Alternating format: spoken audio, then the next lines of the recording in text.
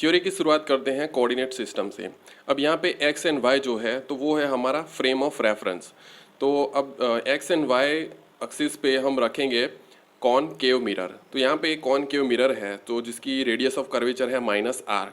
अब -r इसलिए क्योंकि हम यहाँ पे अप्लाई कर रहे हैं साइन कन्वेंशन। अब यहाँ पे कॉनकेव मिरर पे हम इंसिडेंट करेंगे a ray of light. So at point A पे हम लाइट जो है इंसिडेंट कर रहे हैं, तो वहाँ पे एज यू कैन सी तो जो लाइट हमारी इंसिडेंट हो रही है तो उसकी हाइट कितनी है y1। तो y1 हाइट पे हमारी जो लाइट है तो वो इंसिडेंट हो रही है और वो एंगल बना रही है I। तो angle of sorry laws of reflection के रूल्स आपको पता होने चाहिए। तो जो आपका इंसिडेंट एंगल बनेगा वो बनेगा नॉर्मल से। नाउ एट पॉइंट ए क्या होगा, अब वहाँ पे ही रिफ्लेक्शन होगा। So that is y1 is equal to y2। अब y2 रिप्रेजेंट्स एट पॉइंट के जहाँ से आपका रिफ्लेक्शन हो रहा है और जहाँ पे आपकी लाइट इंसिडेंट हो रही है वो है y1 एंड y2 है आपकी लाइट जहाँ से रिफ्लेक्ट हो रही है, इसीलिए y1 is equal to y2 हो जाएगा। एंड r जो है that is the reflection angle, तो जो बनता है नॉर्मल से।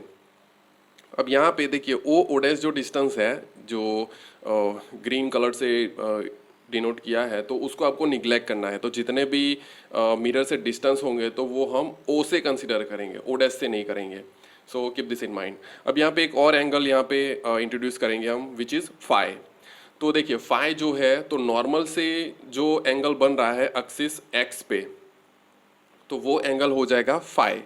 नाउ एक दूसरा एंगल हम यहाँ पे इंट्रोड्यूस करेंगे। तो जो हमारा एंगल बनेगा तो वो बनेगा एक्स एक्सिस से।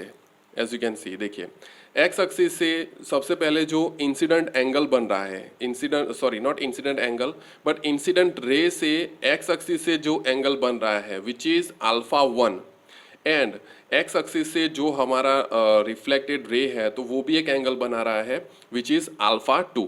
तो यहाँ पे हमारा डायग्राम कंप्लीट होता है। तो अगर आपको डायग्राम में कन्फ्यूज़न है तो फिर से रिवाइज करके वीडियो देखिए, बिकॉज आई बिलीव कि अगर आप डायग्राम को समझ जाएंगे तो आई कैन गारंटी कि आप 50% थियरी को आसानी से समझ सकते हैं। सो डोंट मेमोराइज, जल्दी से रिवाइज कीजिए और इस डायग्राम को समझ लीजिए। तो ये है रिफ्लेक्शन मैट्रिक्स। अब इसको अंडरस्टैंडिंग के लिए मैंने लिखा है सो दैट ये एक रोड मैप की तरह काम करेगा। तो यहाँ से इस इक्वेशन से आपको पता चलेगा कि हमें आगे थ्योरी में करना क्या है। तो थोड़ा ध्यान रखिए ना, अब इसको थोड़ा समझते हैं कि ये है क्या, अब इसको ऐसे क्यों लिखा है। तो यहाँ पे समझिए आप कि देखिए ये जो है आर रिप्रेजेंट फॉर रिफ्लेक्शन, ये जो है R, so this represents reflection matrix. अब यहाँ पे α2 है y1 sorry α1 y1 RHS side पे। अब देखिए α1 y1 यहाँ पे क्यों लिखा है एंड α2 y2 LHS साइड पे क्यों लिखा है, इक्वल की इस साइड पे क्यों लिखा है, तो वो समझिए। तो यहाँ पे इसको अगर हम सेंटेंस में समझें तो ये होगा कि α1 y1 जो है सो उसको हम कहते हैं इंसिडेंट रेज की जो है प्रॉपर्टीज है। तो इंसिडेंट रेज जो है तो उसका क्या हो रहा है, रिफ्लेक्शन। ये जो है इंसिडेंट रेज जो है तो उसका क्या हो रहा है, रिफ्लेक्शन हो रहा है। तो रिफ्लेक्शन हो के हमें क्या प्रोडक्ट मिलेगा, सो हमें अगर डायग्राम देख रहे हैं आप तो यहाँ पे दिखेगा कि हमें α2 y2 प्रोडक्ट मिल रहा है। सो आई होप कि ये थोड़ा समझ आ गया होगा आपको।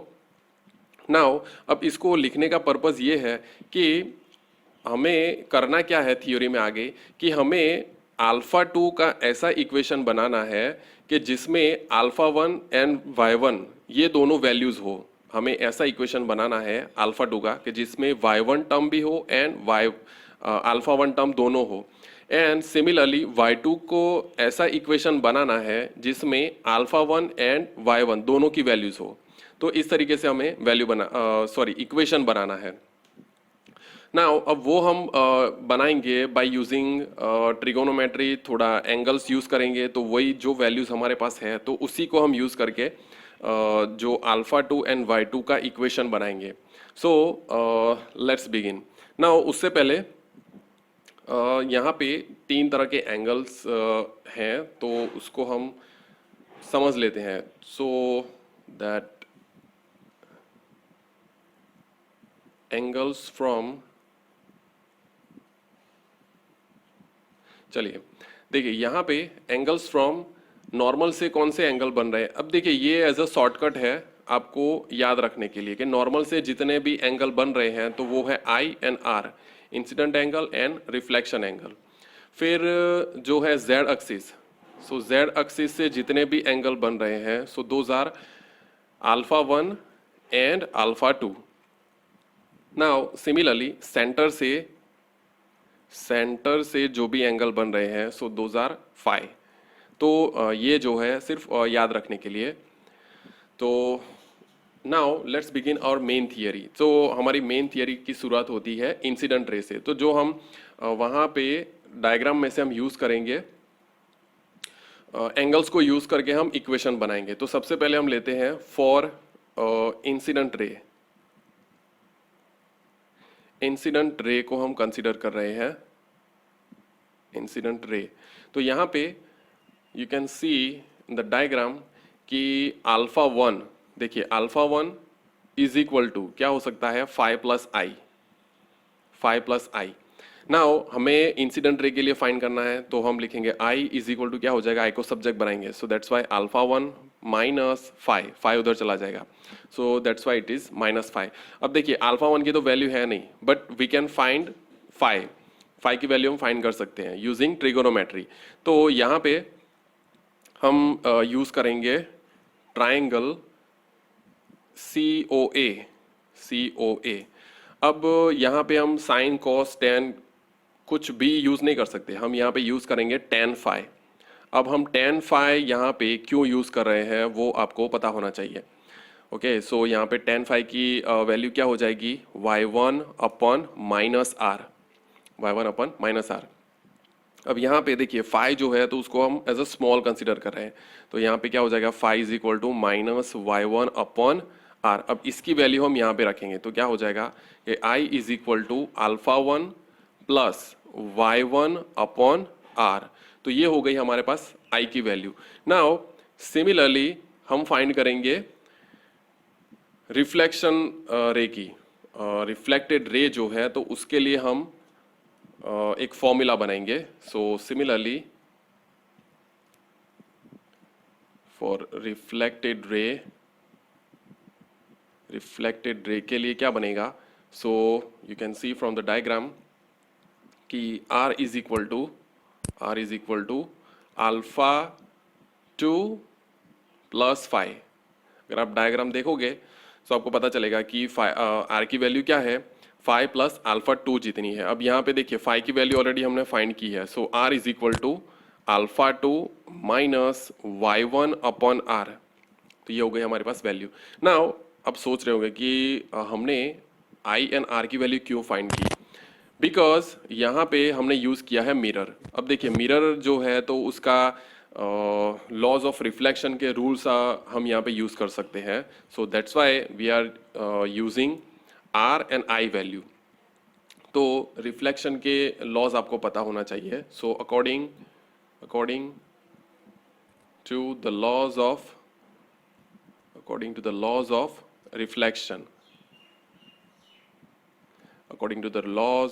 रिफ्लेक्शन, तो क्या है, laws of reflection R is equal to I. अब यहाँ पे हम R की वैल्यू रखेंगे, R की value so alpha 2 minus y1 upon R is equal to alpha 1 plus y1 upon R. तो अब यहाँ पे देखिए हम पीछे जाते हैं, एज यू कैन सी देखिए what I said in the beginning कि रिफ्लेक्शन मैट्रिक्स में हमें अल्फा 2 का इक्वेशन बनाना है। ओके, तो यहाँ पे देखिए अल्फा 2 हमारे पास आ गया है, ये जो है आपका ये अल्फा 2, देखिए अल्फा 2 हमारे पास आ गया है। तो हमें करना क्या है, सिर्फ अल्फा 2 को सब्जेक्ट बनाना है। तो अल्फा 2 इज इक्वल टू क्या हो जाएगा, अल्फा 1। अब ये जो टर्म है वो उधर जाएगी, so plus y1 upon R plus y1 upon R, ये टर्म इक्वल के उधर साइड चली जाएगी। Okay, so this will be 2 times. So यहाँ पे मैं इसको दूसरे पेज पे लिखता हूँ। सो इट विल बी, देखिए यहाँ पे बनेगा alpha 2 is equal to alpha 1 plus 2 times क्या हो जाएगा, इसको ऐसे लिख सकते हैं हम 2/r इंटू y1, इसको ऐसे भी लिख सकते हैं। ओके, नाउ ऐसा मैंने क्यों लिखा है वो आपको बाद में पता चलेगा। अब यहाँ पे देखिए अल्फा जो है अल्फा 1 के पास कुछ भी नहीं है, देखिए यहाँ पे अल्फा 1 के पास कुछ भी नहीं है, तो इसको हम 1 कंसिडर कर सकते हैं आगे, because 1 multiply by alpha 1 equal to alpha 1। अब ये भी क्यों लिखा है वो भी आपको बाद में पता चलेगा। नाउ देखिए हमारे पास अल्फा 2 का इक्वेशन आ गया। नाउ हमारे पास होना चाहिए y2 की वैल्यू। देखिए अल्फा 2 का इक्वेशन आ गया जिसमें y1 भी है और अल्फा 1 भी है। देखिए अल्फा 1 भी है और y1 भी है। नाउ सिमिलरली हमारे पास y2 ऐसा इक्वेशन होना चाहिए कि जिसमें अल्फा 1 एंड y1 की वैल्यू भी हो। सो you can see from the diagram, so from the diagram we can write, from diagram, so diagram से हम क्या लिख सकते हैं, हमारे पास y2 की वैल्यू है। सो y2 की वैल्यू क्या है, so that is y2 is equal to y1, y2 is equal to y1, लेकिन हमारे पास अल्फा 1 इक्वेशन में नहीं है, बट वी नो दैट कि अल्फा 2 जो है अल्फा 2 इज इक्वल टू, तो क्या हम इसको ऐसे लिख सकते हैं कि 0 multiply by alpha 1, 0 multiply by alpha 1, so which is also equal to 0, तो ये तो 0 ही हो गया, प्लस ये y1 तो एज इट इज रहेगा। अब देखिए y1 के आगे कुछ भी नहीं है बट 1 तो है, because 1 multiply by y1 is equal to y1 and 0 multiply by alpha 1, so equal to 0। तो आंसर क्या हो गया, y2 is equal to y1। In short हमने क्या किया, y2 is equal to y1 को हमने रीराइट किया हमारी जो भी ज़रूरत है उसके हिसाब से।